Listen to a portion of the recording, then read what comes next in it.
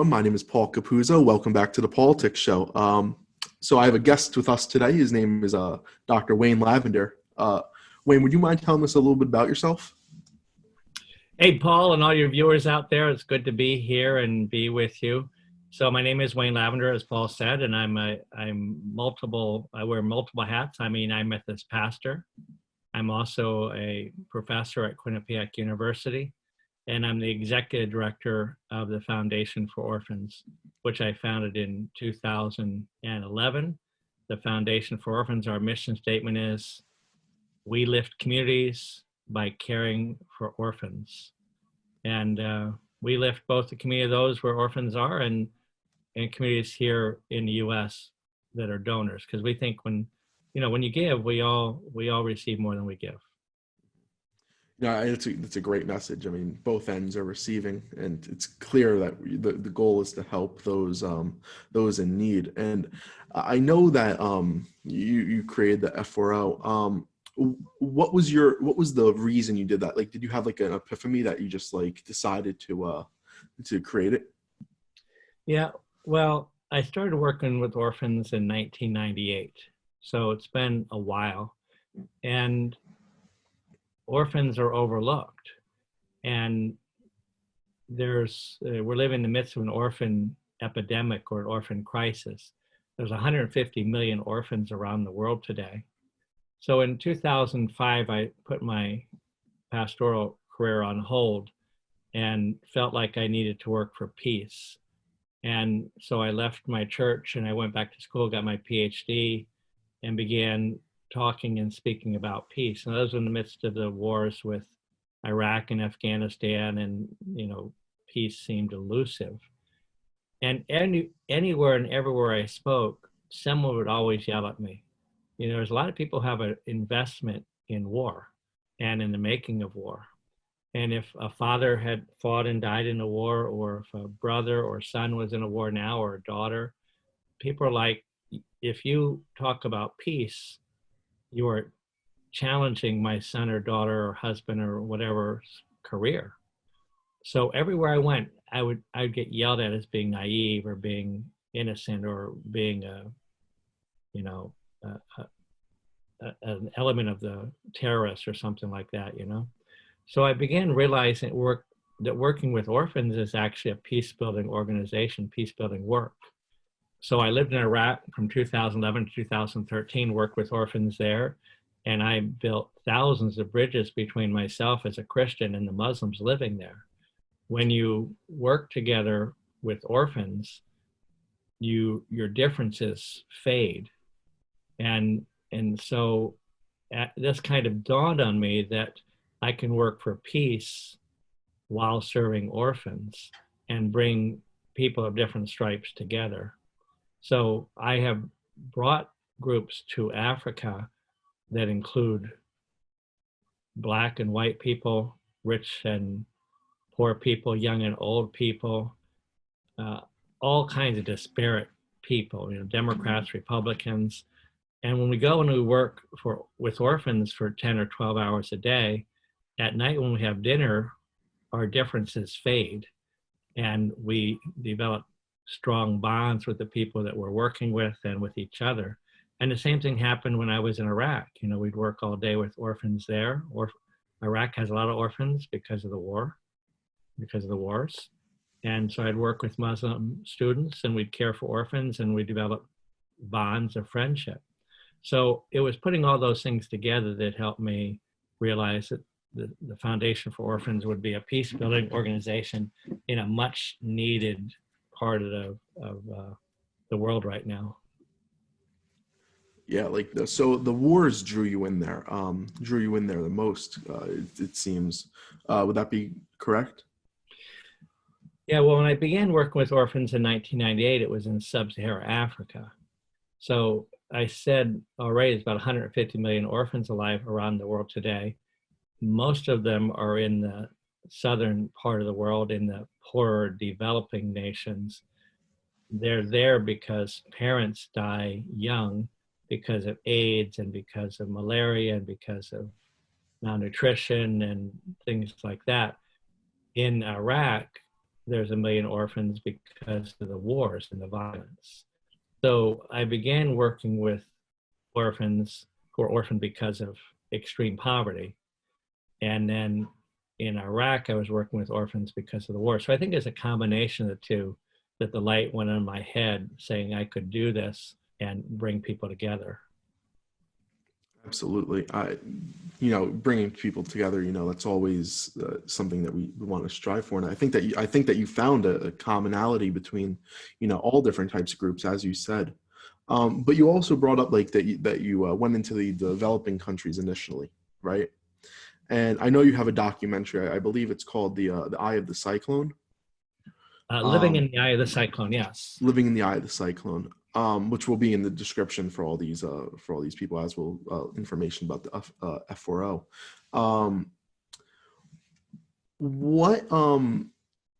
What drew you to Mozambique? Because I know that's the setting for the documentary, a developing nation. Yeah. So Mozambique is among the poorest nations in the world. And my denomination, the United Methodist Church, has had a relationship with Mozambique since the 1890s, I think 1890 or 1891. And so Mozambique went through a vicious revolutionary war where the people of Mozambique rose up against their Portuguese colonial nation, and that war lasted for 10 years. And there was much death and suffering on both the Portuguese side and the Mozambican side. And then they fell immediately after that into a civil war, which was kind of a proxy war about who would control the government. So they had 27 straight years of warfare. So when the wars were ended, people from the Methodist Church started going again, and I had my first opportunity to go. So I went in 1998. In 1996, Mozambique was considered the poorest nation on the planet. So it's hard for me to describe to you the depth of poverty that I experienced there. And I've seen it on TV and I've seen it and read about it, but until you see it firsthand, you have no idea of the way people can live on this planet. And there were as many as 100,000 street children in Maputo, the capital, a city of a million plus people, 100,000 begging kids who were mostly orphans. It just was incomprehensible to me. And so I thought to myself, how come I have to go to a poor nation like this to really see and have an impact on me? So that was my first real experience of extreme poverty and seeing people dying on the streets, literally dying on the streets, and medics coming by at the end of the day, picking up the bodies and carrying them off to I don't even know where, to some group grave, no doubt. So those are the things that sort of touched my heart and got me involved with the developing world and trying to create a more equitable, world of peace and justice for all people. Because it's very difficult, as you said, to try to put that into words, because I was looking for images before the interview began, and only so much can be said with the picture. You really have to experience that, and as you said, because I think often in the United States we take for granted what we have. There's 15 million children who live in poverty in the United States, and that while that's a large number, I mean, the conditions here are no doubt at least slightly better than the conditions of developing nations. So I think that's something that we just that we typically do take for granted. And I think that the F4O truly, one of your missions is aiming to put a spotlight on that. Yeah, so we also work with the Children's Center of Hamden, which deals with American orphans. We call them Americans orphans. Orphans in the United States can suffer as well, of course. And there is deep and sustainable poverty in the United States. We don't doubt that. And we encourage people to get involved either domestically or internationally. Internationally, we can save kids' lives. We can build a house for children. we don't call them orphanages anymore. We call them houses for children, because an orphanage can have kind of a negative connotation. We call them houses for children. We can build a house for children for 50 children for $125,000. Now, I don't know how much your house cost in New Jersey, but the typical house in the United States, the average house costs well over $200,000. So the average house in America, you put what, 2 to 6 people in it. I know some houses have 8 or 10 or multiple families, but 50 kids living in one house for children for $125,000, we think we can get more bang for a buck. We can have a bigger impact. And from where I sit, you know, we're trying not to be xenophobic. A child in Africa who's about to die is no less precious than a kid in Alabama or England or India. All children are precious, and we can keep kids alive. We could change the world with the amount of money Americans waste every day on food and, you know, things we don't need. So in these developing nations, the dollar stretches so much further. But we do encourage people to get involved, helping kids here or abroad. And again, it's the same thing. It brings us together to create a better future for these children. Yeah, you're hitting the nail on the head. I know this is your foundation, so rightfully so. But you know, as I was watching the documentary, I know that the name of the documentary, again, Cyclone, but there was an actual cyclone that did hit the country of Mozambique. Would you be able to lay into the effects and the ramifications of such that? Because I know if you guys did build a few homes there for these vulnerable children. Yeah, so we built a house for children in Dando, Mozambique. Dando is about 20 miles west of Beira. Beira is, I think, the 3rd largest city in Mozambique. A cyclone, a Category 4 cyclone, hit Beira and Dando in March of 2019 and devastated. The city of Beira was 80% destroyed. I mean, Cyclone 4 hitting Florida, you can imagine the damage it would do. But you take a Cyclone 4, you know, category, and basically cyclones are hurricanes. They just have a different name in different parts of the world. So a Category 4 hurricane in Florida would do billions of dollars worth of damage. It did the same in Beira. It just destroyed the city, and they had no water or food for weeks, and countless people died. The cyclone moved in from Beira onto Dando and went right over our house for children. So we knew it took us about a week to get any word out because electricity was down, the internet was down, no communication. When we finally heard a week later, all the kids were alive, which we were grateful for, but the roofs had been ripped off on all 4 buildings. So we were able to send some temporary aid initially to get tarps to cover up the buildings, and then we sent more money and they rebuilt the roofs. But when I went there in person last August, we were talking to the director of the House for Children, and that's when we realized that the eye of the storm had gone right over their House for Children. So I've seen all my life hurricanes, and you watch them on the news and you see how they form, and they've got the big circle and they've got the eye in the middle. And I've actually lived through a few hurricanes, and they say if you're in the eye, don't think it's over, because, you know, that's just the center. There's a calm in the center, but the second half is coming. Well, they don't have TV there. They didn't know they were in the eye of the cyclone. So the director was telling us, well, the wind was blowing from this direction and it was coming at us so hard, and my roof was ripped off. And we tried to run over to the boys' living area, and she said there was branches and sticks and pieces of sheet metal racing by us in the wind. And she said we barely made it to where the boys were. They were all huddled under their beds. We got in there, and she said that stopped.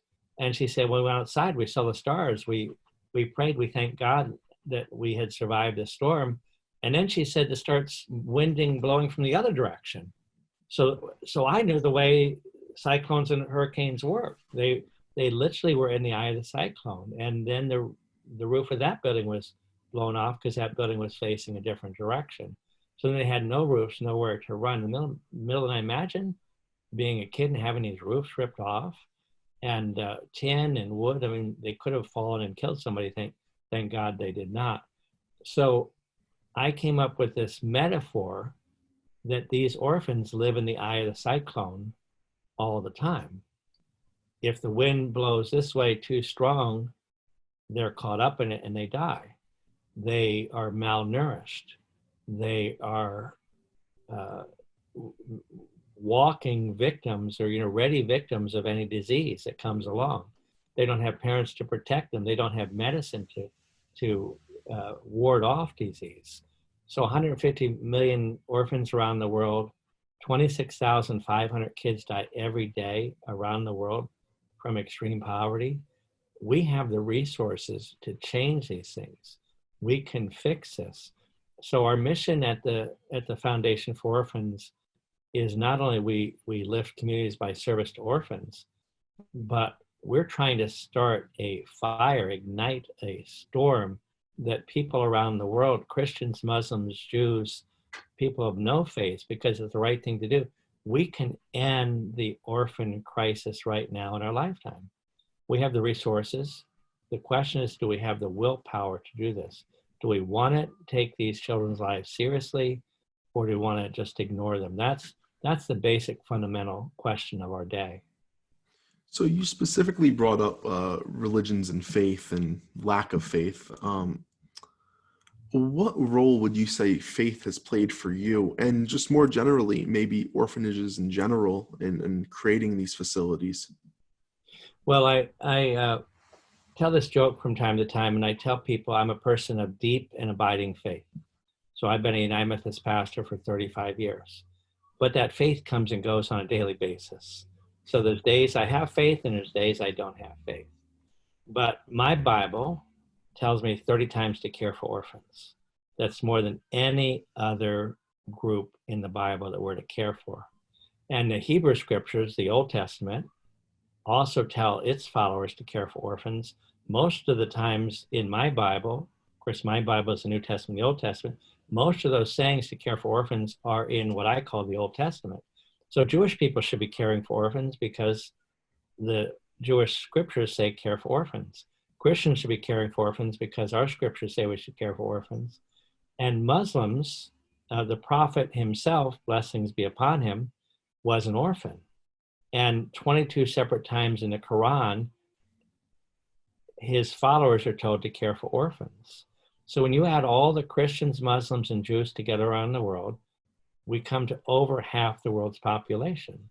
There are almost 4 billion Christians, Muslims, and Jews.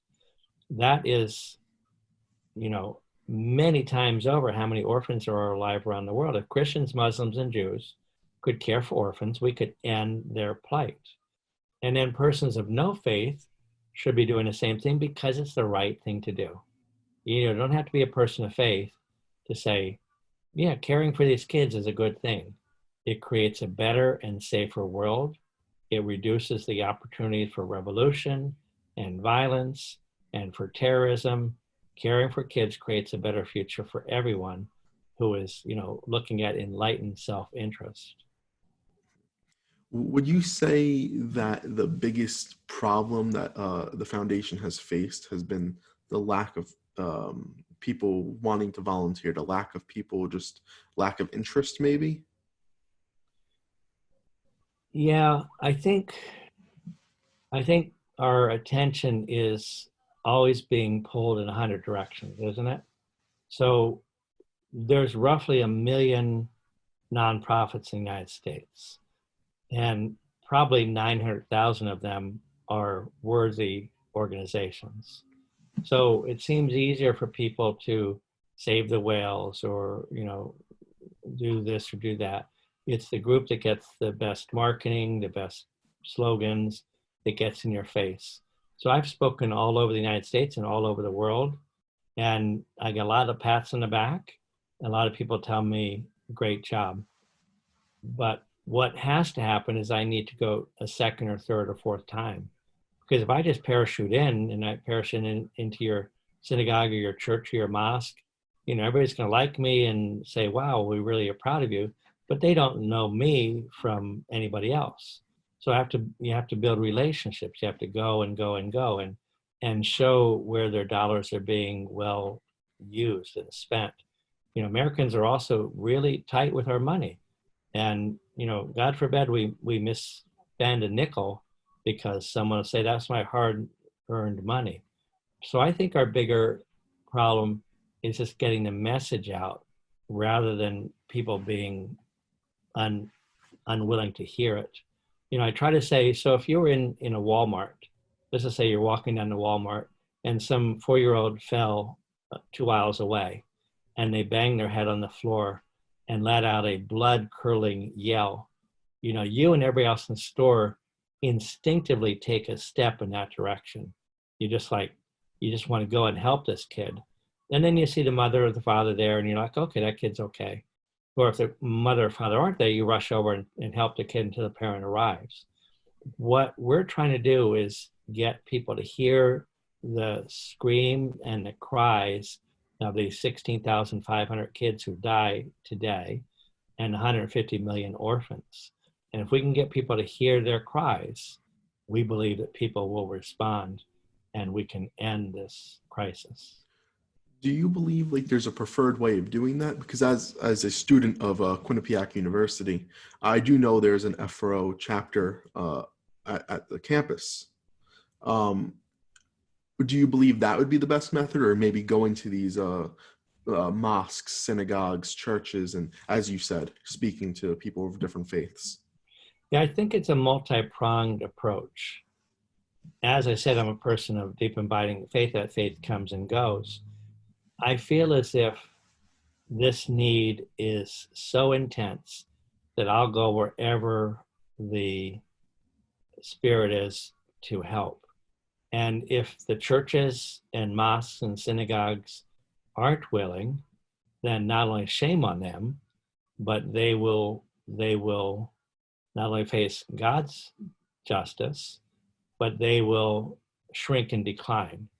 Because who wants to go to a mosque or synagogue or church that doesn't do anything to help people? More recently, I've been having more success speaking at college campuses. So young people want to make a difference.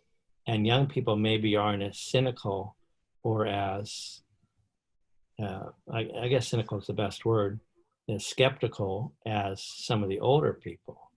And so I'm hoping one day.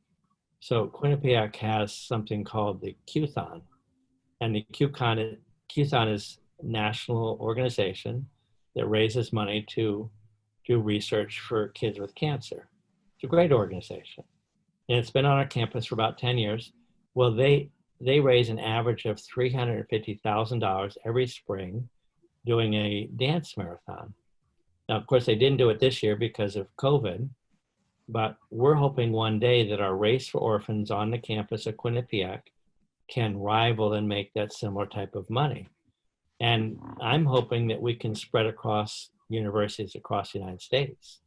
So if you have listeners out there who are going to another university, we'd be happy to come to your university once the social and physical distancing is over, once you're back on campus, and start a campus chapter on your campus and, you know, get you involved and excited about helping orphans around the world.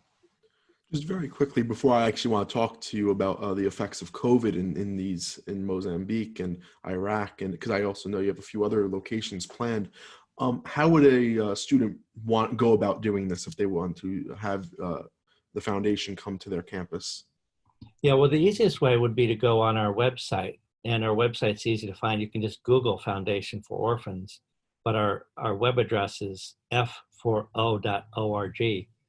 F4O is, you know, the letters for Foundation for Orphans. So you can go on our website, you can find my email address, you can write to me. We have a page on there right now about university campuses and chapters and church and faith group chapters. So, you know, follow your nose, go online, do some research, reach out to us. As my email address, my phone number is on there. You can speak to our other student chapters. at Quinnipiac and Virginia Wesleyan, speak to the presidents of those campuses, and they can help as much as I can. They know what they did to get the chapters up and running. I'm just sort of watching it all from 10,000-foot level. You mentioned COVID-19. And I can only imagine, especially in these developing nations, the effects of COVID. Would you be able to speak towards that in reference to like the facilities built by the foundation? Yeah, so if you look at a world map of COVID, it is in virtually every nation of the world. I don't know a nation it's not in, but it is slowly spreading in the developing nations of the global south. And I think that's because they just don't have the same levels of travel as we do. Mozambique's official number as of today is still under 100. Now, it could be 100 times that because they don't have the test and they may be suppressing the numbers the same way, other nations are. But when it does hit Mozambique, and they've also been in lockdown for the last 3 weeks, and they just extend that for another 3 weeks. It's already in the north. I spoke to a medical doctor yesterday who'd been in the north where it's beginning to spread more rapidly. They don't have the hospitals we don't have. They don't have the medical treatments. They don't have the ability. We don't even have the ability in the United States to really stop it. So when it begins to hit sub-Saharan Africa, I fear it could just run rampant through society. On the other hand, there's all these conspiracy ideas, did the Chinese spread it on purpose? Did they bring it to America? Gosh, you look at the flights in November, December, thousands of people a day, every single day were flying in and out of China. When the disease is there, it's going to be here. But you go to Mozambique, people are not flying in and out of Mozambique. There's not international travel. There's not jet setters. So it's slowly spreading in those nations. People are not running around the way they do in nightclubs and, even universities the way they do here. So it's hard to predict what's going to happen. It's not there bad now. If it gets there and it begins to spread, it'll wipe out the population because the people there they're not nearly as physically strong or resistant to diseases. I'm just fearful that it's going to create millions more orphans in the coming years. No, it's well, I'm very glad at the very least that it hasn't hit there yet. Exactly. As I'm sure everyone is, and forbid that more orphans are created out of this crisis, because that's what it is. It's a crisis. But speaking of crises, you also have a chapter in the Kurdish region of Iraq. But you're also expanding to a variety of other countries, like the Democratic Republic of Congo and Tanzania, correct? Yeah, so, again, I had this interest in working for peace. And I had never been anywhere in the Middle East. So after I received my PhD, I accepted a job teaching at a university in the Kurdish region of Iraq. And it was one of the most affirming choices of my life. And I spent a year and a half there in the midst of a 99% Muslim nation, learning to teach and be with, different type of people. So that's where I did establish a chapter of the Foundation for Orphans. There's a number of orphans in Iraq because of the wars, as I already said. And what we did there, so Iraq has resources from oil. They have financial resources. These kids, though, still miss the emotional and educational and physical, spiritual, resource that parents give. So we set up a mentor program with my university students and other universities where I train kids to be mentors, like a big brother, big sister program for these kids. And that program is still operating. Almost every week I get an email from someone around the world who says, Dr. Lavender, will you come to our nation? We have an orphan crisis. Will you come? And, we don't have the resources right now to help them, but we have begun raising money for a new house for children in the Democratic Republic of the Congo. I have a very good friend who's a pastor there in Lubumbashi, and they have begged us to come and build a house for children for 200 children. And I've got another good friend in Tanzania, and he's already building a house for children. And there's Church in the United States that are supporting that. And so we hope to be a more direct part of that in the coming years. But we'd like to expand to South America, Central America, to India, and Asia. If we can really meet the needs, there's needs all over.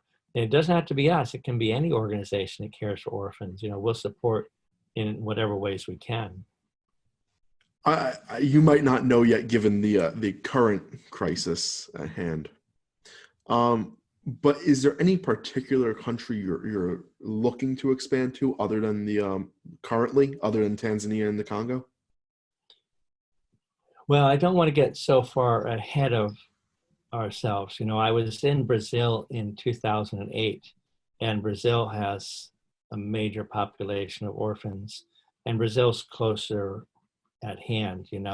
There's a lot of organizations I know that are trying to work with orphans in Haiti, and we'd like to do that as well because it's close. I haven't been to Haiti before. I have been to Brazil. Those are two nations that I'm thinking of.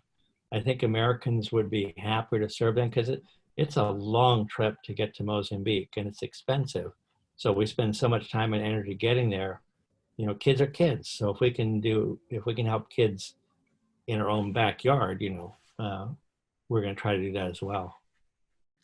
There was one particular kid that I found particularly interesting when I was watching the documentary. I believe her name was Gita. Yes. I found her story particularly interesting, wanting to be a human rights judge, I believe. Yes. Can you tell me, because I know that COVID has hit, and I know she was supposed to begin law school in January. Would you be able to provide me a little bit more information with her story, if it's developed anymore? Yeah, so Gita is a superstar, and I met her in 2017, 2018, 2019. I saw her 3 straight years. She did start her law school education in January. The school has been shut down, so she's back at the House for Children, waiting like everybody else in the country. She has a vision, a dream of being a judge, because she wants to make sure that other children don't go through the same thing she went through. So her dad, she never knew her dad.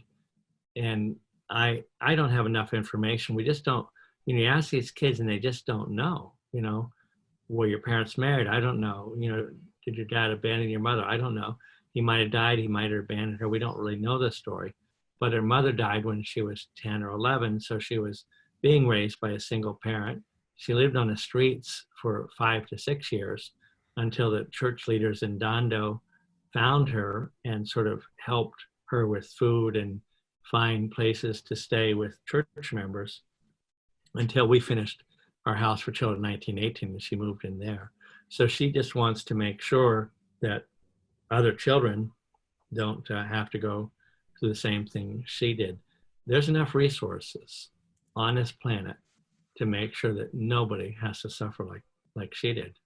And there was one other boy, I can't recall his name off the top of my head, but I believe you took him in for a couple of years? Yeah, so that's Kanadu.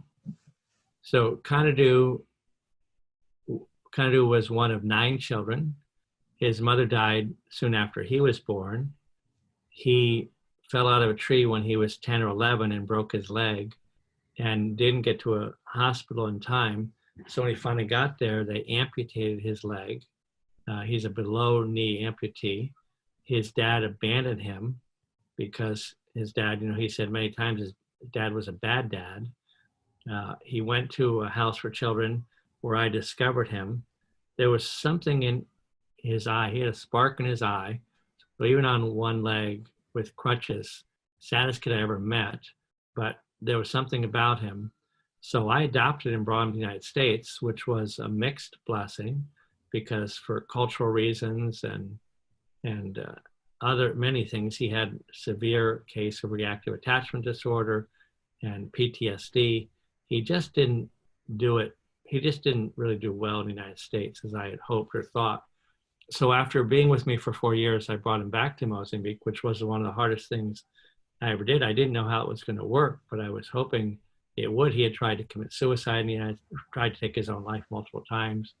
Was in and out of residential treatment centers and trouble with the police. But when he went back, he thrived. And what we learned was that he learned English in the United States. He learned computer skills. He learned a different culture and a different way of doing things. So he graduated at the top of his class in high school, has finished 8 years of medical school, and is about to be, pass his exams as a full-time doctor.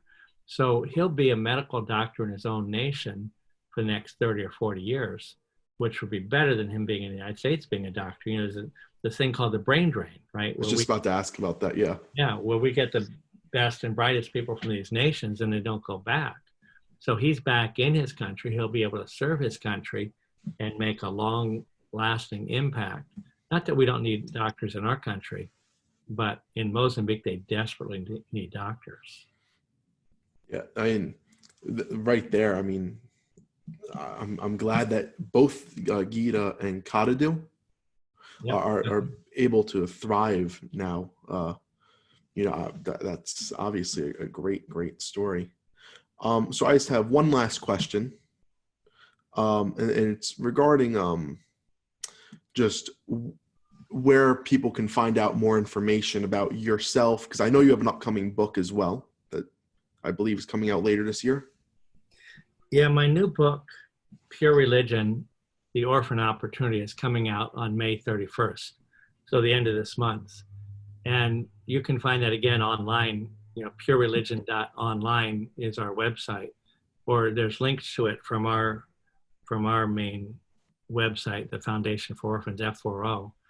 I'm going to let your listeners reach out to you because you're the man, right? And they just contact Paul. He can get you in touch with me if you can't find me on the web. He's got nothing else to do these next couple of weeks. So deluge him with emails and phone calls, and he'll link you up to me. But I can give my number. My number is 203-417-7362, or find me on the web. Well, I appreciate you coming on to do this interview. I really do. And I'm so glad that people were able to learn about this organization and hopefully are going to want to set up a chapter or even read more about it and hear the plight of these children all around the world. Thanks, Paul, and thanks, Paulitics. I hope your podcast thrives and does well. Thank you. I appreciate it. Peace out.